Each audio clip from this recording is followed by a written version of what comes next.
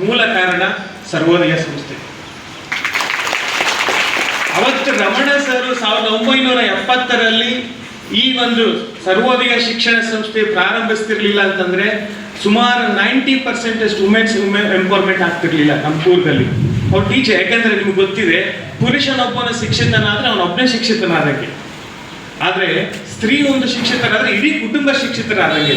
ನಮ್ಮ ಹಿರಿಯರು ಇಲ್ಲೇ ಇದ್ದಾರೆ, ಅವರ ಆಶೀರ್ವಾದನೂ ಕೂಡ ಇಲ್ಲಿ. ಅವ್ರು ನಮಗೆಲ್ಲ ಮಾರ್ಗದರ್ಶಕರು, ನಿಮಗೆಲ್ಲ ಒಂದು ರೋಲ್ ಮಾಡಲ್ ಅವರು. 1970ರಲ್ಲಿ ಅವರು BEd ಮಾಡಿದರೆ ಎಷ್ಟು ಸಮಸ್ಯೆಗಳನ್ನು ಎದುರಿಸಿರ್ಬೋದು, ಸಾಮಾಜಿಕವಾಗಿ, ಕೌಟುಂಬಿಕವಾಗಿ. ಸೊ ಇವಾಗ ಕೂಡ BEd ಮಾಡ್ಬೇಕಾದ್ರೆ ನೀವುಗಳು ಕೂಡ ಸಮಸ್ಯೆ ಎದುರಿಸ್ತಿದ್ರೆ ಇಲ್ಲ ಅಂತ ಹೇಳ್ತಿಲ್ಲ.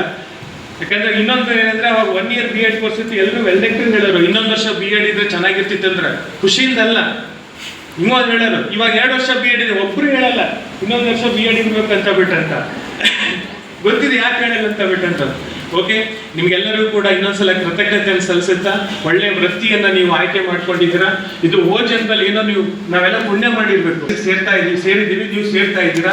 ಮುಂದೆ ಕೂಡ ಕೊನೆಯಲ್ಲಿ ನಾನು ಮಾತು ಮುಗಿಸ್ಲಿಕ್ಕೆ ಇಷ್ಟಪಡ್ತೀನಿ. ಸಮರ್ಥ ಶಿಕ್ಷಣ, ಸಮರ್ಥ ಶಿಕ್ಷಕ, ಸಮರ್ಥ ಶಿಕ್ಷಣ, ಸಮರ್ಥ ಶಿಕ್ಷಕ, ಸಮರ್ಥ ಭಾರತ.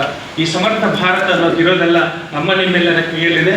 ಅದನ್ನ ಒಂದು ಉನ್ನತ ಮಾರ್ಗ ಕಡೆಗೆ ಕೊಂಡೊಯ್ಯುವ ಜವಾಬ್ದಾರಿ ನಿಮ್ಮ. ಯಾಕಂದ್ರೆ ನೀವೆಲ್ಲ ನಾಳೆ ಒಂದು ಎಜುಕೇಶನ್